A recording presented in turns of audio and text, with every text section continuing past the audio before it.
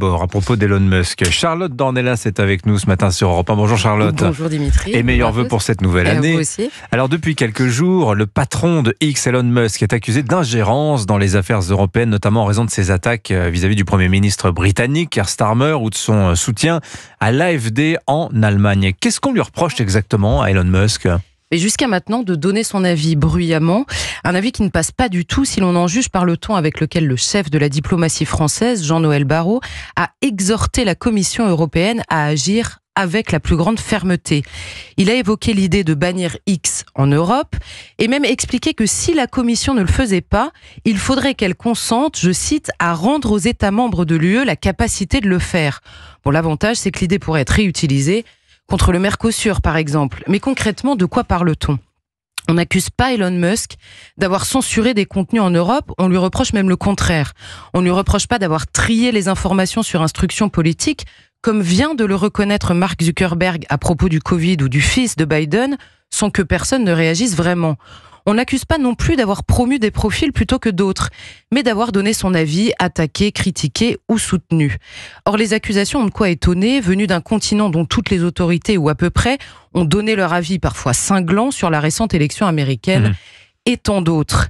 Alors c'est vrai qu'Elon Musk pourrait se mêler de ce qu'il regarde, mais notons par souci d'honnêteté qu'il n'est pas le seul dans ce cas-là.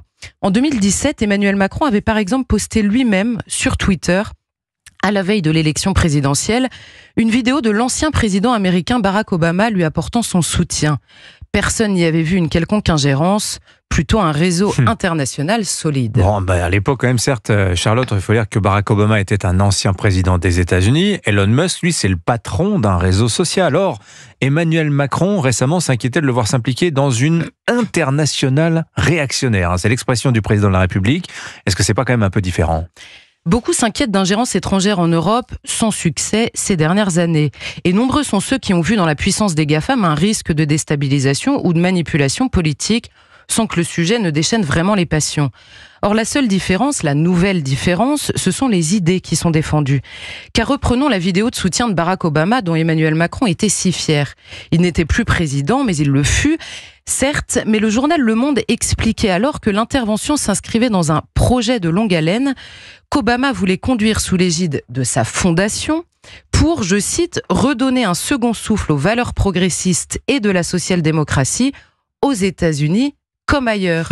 Constituer une internationale en somme, qui celle-ci ne dérangeait pas grand monde. Parce que progressiste donc. Alors certains notent toutefois qu'Elon Musk est aussi l'homme le plus riche du monde, patron d'un réseau social très puissant, qu'il pourrait s'en servir pour influencer les votes en Europe. Ça reste une inquiétude recevable tout de même.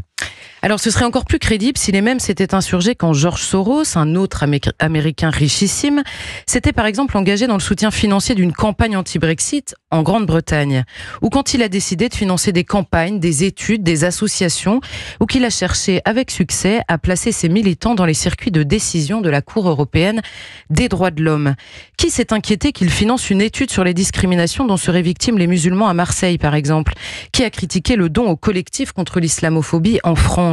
Le financement d'une université, d'une campagne d'affichage, du collectif qui se bat pour imposer le burkini en France. Là, ça n'était pas des craintes, mais une réalité. Ce n'est donc pas le principe de l'ingérence qui gêne, mais les idées qui sont défendues, et c'est un autre combat. Voilà, alors remettons l'église au milieu du village. Merci beaucoup Charlotte Dornelas.